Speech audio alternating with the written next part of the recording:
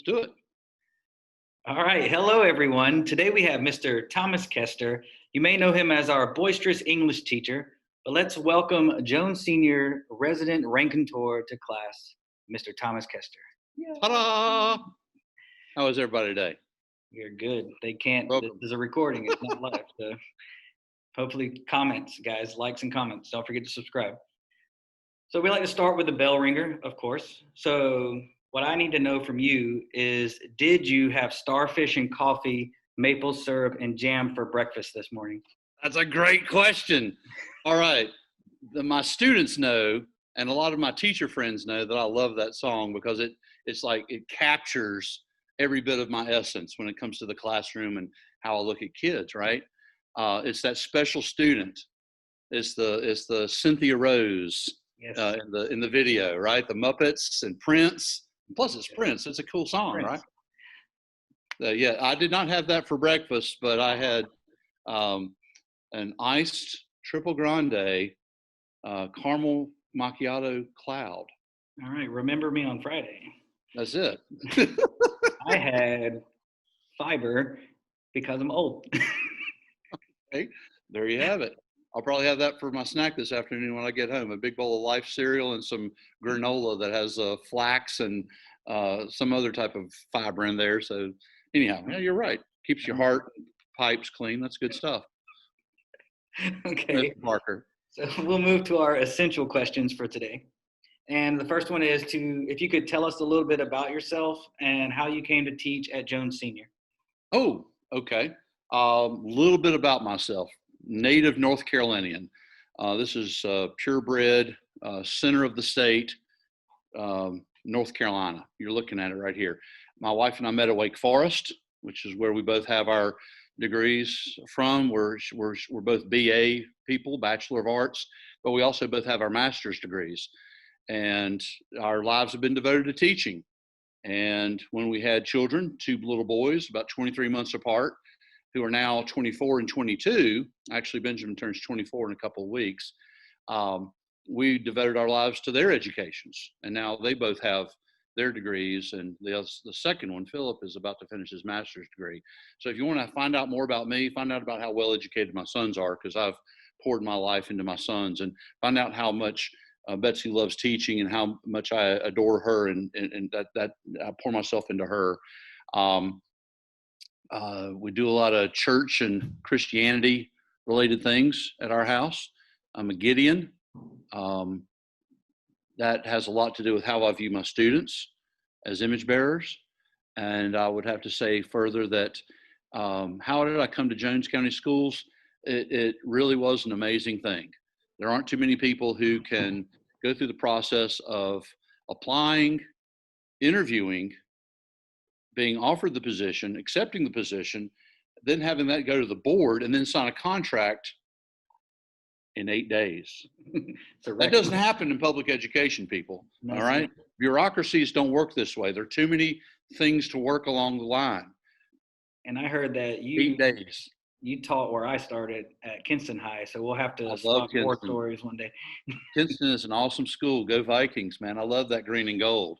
Yes, I'm not a Vikings. I'm not a Packers fan. I'm a Bears fan. The Bears. So the colors got me a little bit, but Go Bears. It's a great school, fantastic teachers, excellent principal.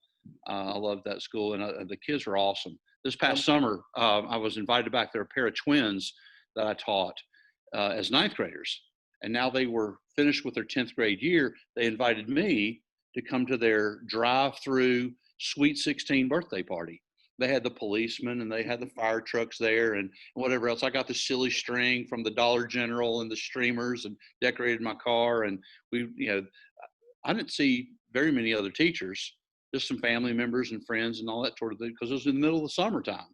It's hard to reach people in the middle of the summer. But I made the hour-long drive. Didn't have air conditioning in my car. It was like 95 degrees at 3 o'clock in the afternoon. I was sweating up a storm, but it was a lot of fun. So that says something about me too. I invest myself in my students. Yep. Anything you do, you might as well do your best at it. Absolutely. All right. Growing up, who was your favorite teacher, and how did that teacher influence the way you teach and your educational philosophy? Oh, Uh, I guess it's a comparison of maybe two teachers I had. They're both male teachers. Actually, let's go three. Let's go three. Mr. Barbie. That's funny. Mr. Barbie is a male teacher, but it's not IE, it was EE.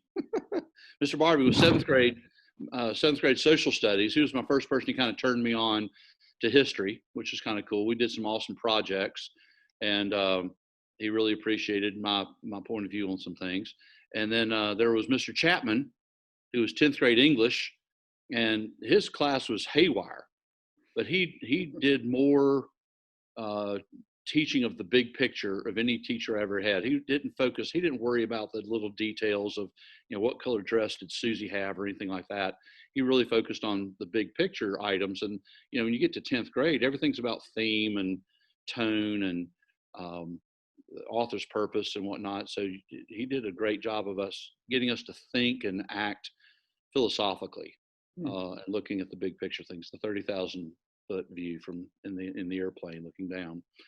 And then finally, I'd have to go with Mr. Prim, who was a high school physics teacher. The man had neither Chapman nor Prim were education people. They both came from outside. Mr. Chapman was a BA in English from the Citadel and had gotten his master's in theology from Princeton. So he was very highly educated, but he just had a different view about how he taught. And his best teachers were people who were very loose and free with letting the students roam and discover for themselves. Same thing with Mr. Prim. He had made his fortune in the Silicon Valley and then came to Raleigh just to have a different worldview of things, just on the East Coast rather than the West Coast. And boy, he taught us to derive equations. We didn't learn how to do math problems or physics problems.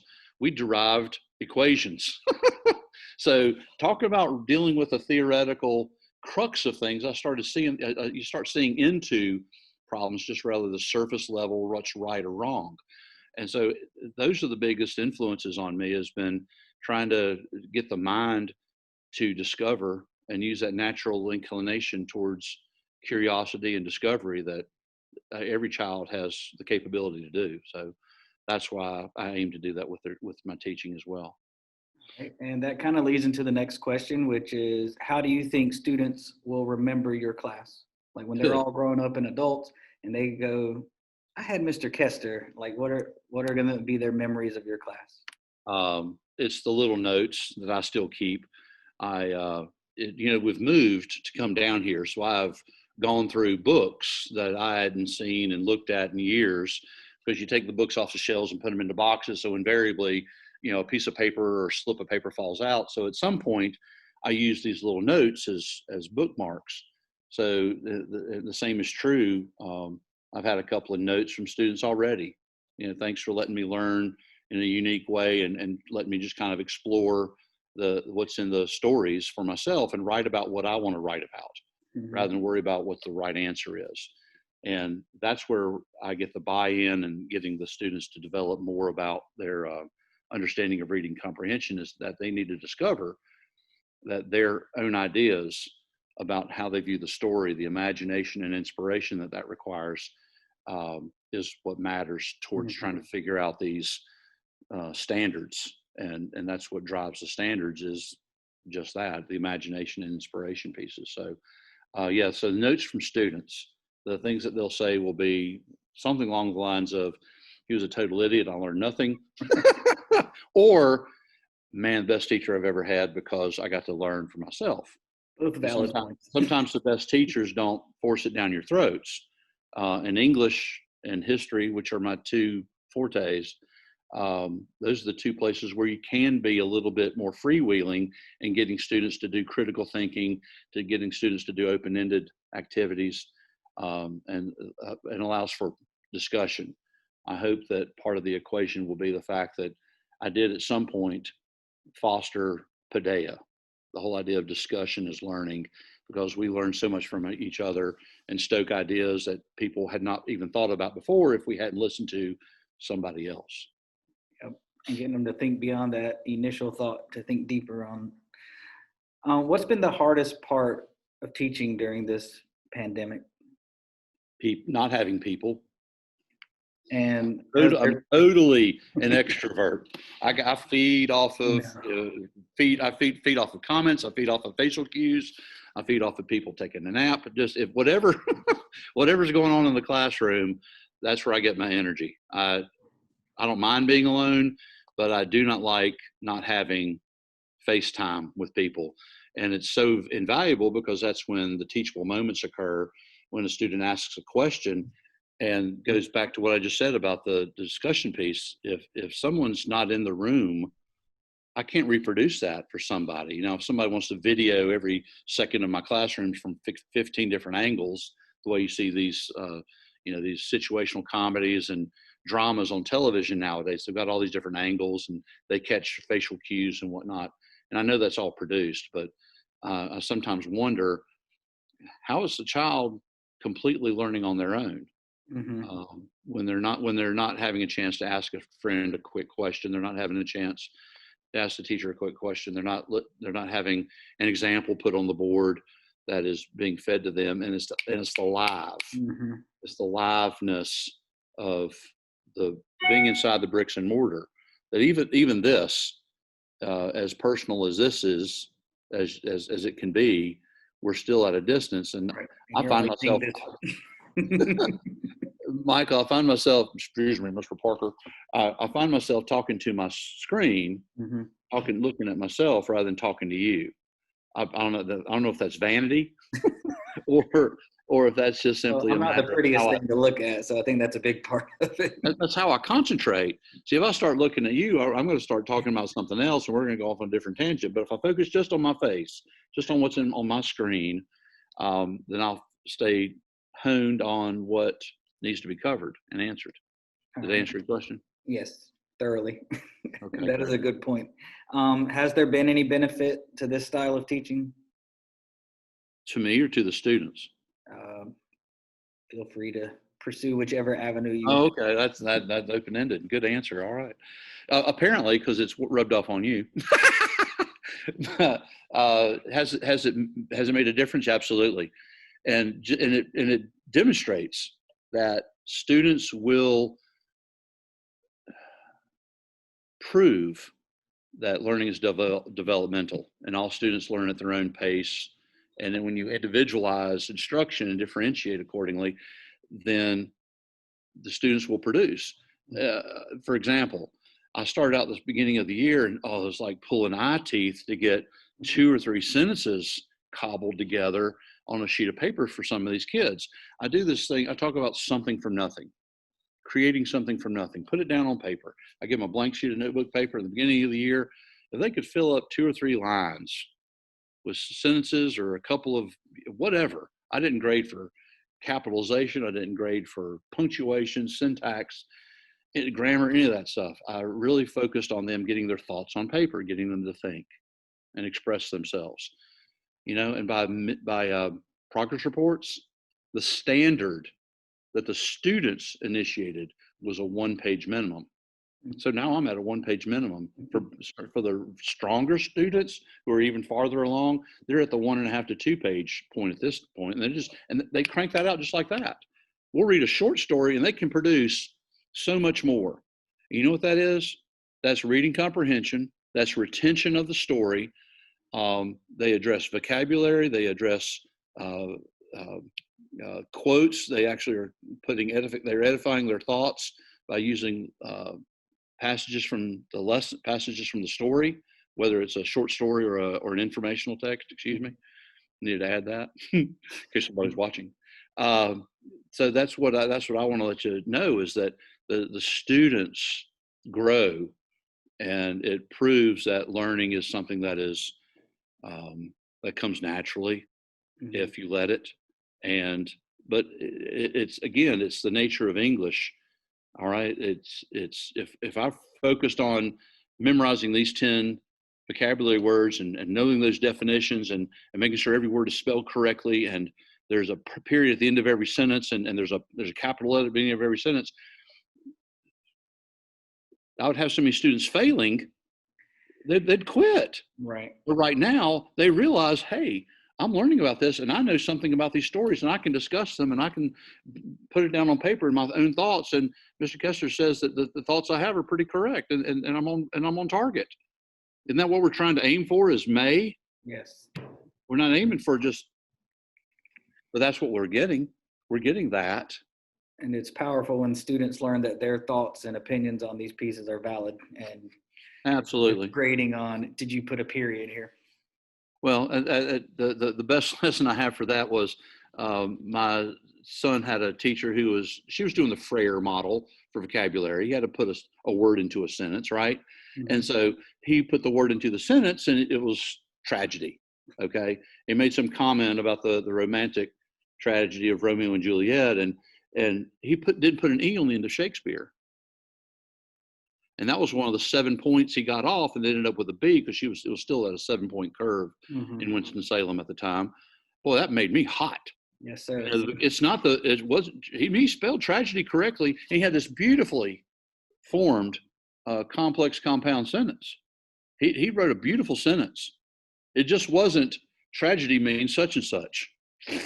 Half of his classmates put in answers like that, put in sentences like that. No, but his answer talked about tragedy, gave the example of what happened with Romeo and Juliet in Shakespeare's play, Romeo and Juliet. But it was Shakespeare, R''S. He didn't put the E on the end of Shakespeare, and she took a point off. Well, her rule is, Mrs. Kester gets mad at me about this. When she watches this, she's going to say, Tom, he didn't follow directions. Well, he didn't follow directions, but the spirit of learning suggests that, boy, my son gave one whale of an understanding of the meaning of tragedy. He spelled tragedy correctly. How many kids even use the word Shakespeare and associated? You see what I'm saying? Yes. He's up here. Don't bring him down with some bogus rule about something else in the sentence not being spelled correctly. What was the whole point of your lesson? To see if he understands how to use tragedy, or can he spell Shakespeare correctly? All right, Exactly. So you kind of touched. It wasn't even required. Right. How can you take a point off for something that wasn't required? It was bonus. Right. Sorry, I'm sorry. I'll argue that till the day I'm dead. Yeah. Till I'm gray. You've touched on this a lot. So if you had to sum it up in a very short form, why is English the most important subject? It's the language of our voice. All righty. A lot of these kids do not have the opportunity to voice their opinion, or if they have an opinion, it's hard for them to put it into words, whether written or verbally. And the biggest thing that I can do for them is for them to help them with their rational thinking, and then therefore have that voice, whether it's, like I said, written or presented verbally, so that they can express an opinion and be a good citizen and argue politely. All right. So the next section we have is called Sprint to the Parking Lot. And this is you trying to make it to your car by 3:15. Stopped by all those little questions that people annoy you with. So I'm going to annoy you with some rapid fire questions, and you just give me first answer off the top of your brain. Go for it. Ready? Do you have a favorite number? 55. And any particular reason for that? High school football number. All right. Would you rather your head be too big for your body or your hands too small for your size? This is 7 7/8. I had the largest helmet in football. So it's not the big head thing, but my head can't fit through the door sometimes based upon my ego. So I don't like having small hands. I like to say, like Mr. Trump, I've got big hands. All right. What is your guilty pleasure? Oh, my goodness. I just mentioned it earlier, coffee. I love going to Starbucks and getting something exotic, spending $5 on coffee once a week, once every 2 weeks. But that's it. Sorry, I'll shut up. Favorite type of candy? Rapid fire candy. Does Oreos count? Double stuffed Oreos? It's not because I don't eat candy. Hershey bar. Sure. Reese's Cup. I don't like hard candy. I don't have the patience with hard candy. I got to eat my chocolate and be gone. All right. What was the best decade for music? Oh. I got him to lean back. For a decade, the 70s. All right. I could probably argue any decade, but the 70s were definitely legit. Okay. If you could join any band. Disco, okay. I like some disco, okay. I like my Earth, Wind, and Fire, like my KC and the Sunshine Band. Okay, I like my Saturday Night Fever. Dun, dun, dun, okay, but it's the classic rock, the fringes that what got infused there, the infusion of the blues and a lot of syncopation and the rhythms and stuff, and thrown in a little bit of it's an Americana. 70s is a unique blend of things, and that's why I like it best. 60s was sometimes it was just too rebellious, or it was too pop, because 60s was you got pre-Kennedy's assassination and post-Kennedy's assassination. It was either rioting or bubblegum. Yeah, sorry, that wasn't a. That's it. See, that's a you ask me a history question, you're going to get an answer that's longer than the short-term answer. Okay. See, now it's already 3:30, and I'm already late to stop at the Maysville Highway 55 for a John Boy and Billy chicken sandwich. There you go. If you could join any band, which band would you join? I would definitely fill in as Neil Peart drummer, because Neil Peart passed away a year ago, back in January. It was this year, wasn't it? It was this year. Recently. Yeah, 2020's been. So I'd play with Rush.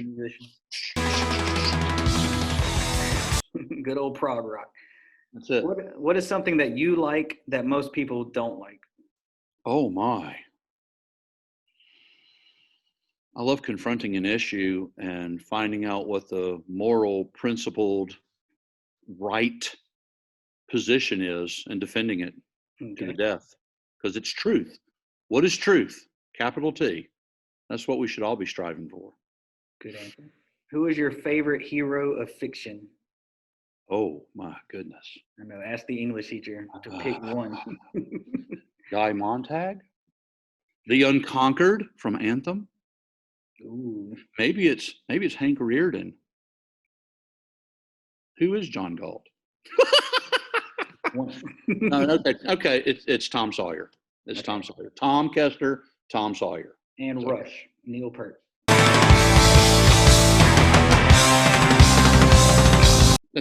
Don't see that everything's tied together now, right? Coming back around. Okay. If aliens invaded and they challenged us to best them at a game or be demolished, and the world chose you, Tom Kester, as our champion, what game are you picking to ensure our freedom? Scrabble? Yes. I still have a photograph of an entire board covered between Philip, Betsy, and me, Philip, Mrs. Kester, and me. And there's not a word on the thing that I put up there that has less than 5 tiles. And I beat Philip by like 30 points. Now, Philip had a 1390 on his SAT, 750 was verbal. So even though he's a math guy, he's also strong verbally. But that was like the last time I beat him in Scrabble. I would like to see the aliens. I still have a picture of that board. So yeah, I'd take the aliens on in Scrabble. Yes, sir. Okay, and last for the parking lot, if there were a sandwich named after you, what's going to be on this sandwich? Rye bread, Thousand Island dressing, cheddar cheese, lettuce and tomato, bacon, boiled egg, ham, and turkey. All right.